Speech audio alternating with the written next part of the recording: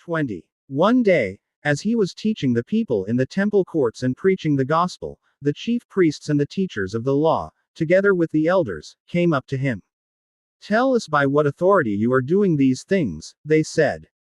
"Who gave you this authority?" He replied, "I will also ask you a question.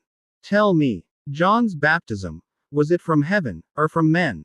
They discussed it among themselves and said, "If we say, 'From heaven,' he will ask, 'Why didn't you believe him?' But if we say, 'From men,' all the people will stone us, because they are persuaded that John was a prophet." So they answered, "We don't know where it was from." Jesus said, "Neither will I tell you, by what authority I am doing these things." He went on to tell the people this parable. A man planted a vineyard, rented it to some farmers and went away for a long time. At harvest time, he sent a servant to the tenants, so they would give him some of the fruit of the vineyard. But the tenants beat him and sent him away empty-handed. He sent another servant, but that one also they beat, and treated shamefully and sent away empty-handed. He sent still a third, and they wounded him, and threw him out. Then the owner of the vineyard said, "What shall I do? I will send my son, whom I love, perhaps they will respect him." But, when the tenants saw him, they talked the matter over. "This is the heir," they said. "Let's kill him, and the inheritance will be ours." So they threw him out of the vineyard, and killed him. What then will the owner of the vineyard do to them?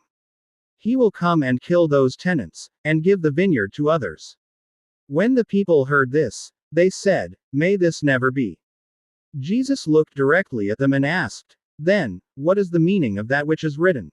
The stone the builders rejected has become the capstone.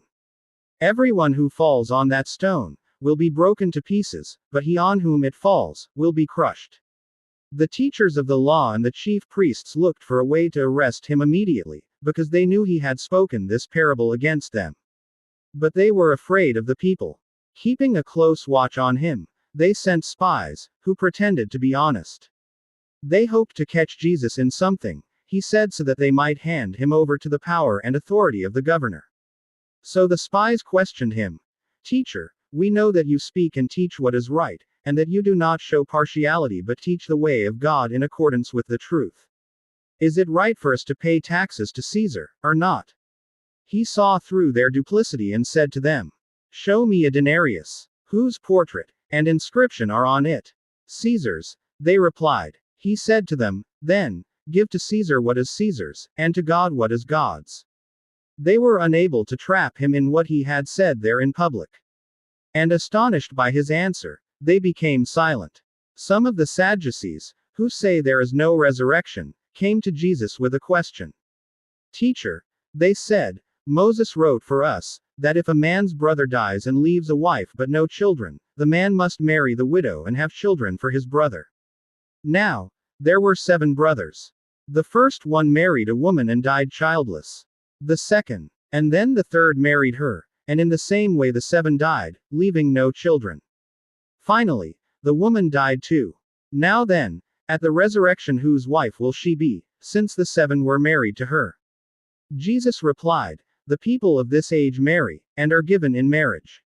But those who are considered worthy of taking part in that age, and in the resurrection from the dead will neither marry, nor be given in marriage. And they can no longer die, for they are like the angels. They are God's children, since they are children of the resurrection. But, in the account of the bush, even Moses showed that the dead rise, for he calls the Lord, the God of Abraham, and the God of Isaac, and the God of Jacob. He is not the God of the dead, but of the living, for to him, all are alive." Some of the teachers of the law responded, "Well said, teacher." And no one dared to ask him any more questions. Then Jesus said to them, "How is it that they say the Christ is the son of David? David himself declares in the book of Psalms, 'The Lord said to my Lord, sit at my right hand, until I make your enemies a footstool for your feet.' David calls him Lord. How then can he be his son?"